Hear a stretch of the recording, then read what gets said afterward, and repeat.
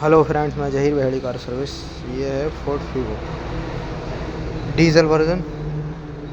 तो इसका ये सामान खोल रखा है। तो इसमें दिक्कत क्या थी, इसमें ट्रैक्टर जैसी आवाज़ थी, खड़ खड़ खड़ खड़ खड़ खड़ खड़ खड़।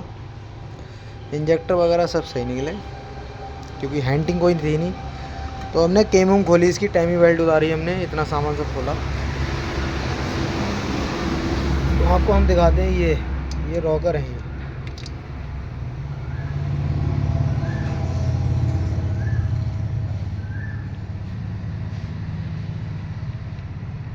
फ्री हैं ये रॉकर, और सारे के सारे हैं ये।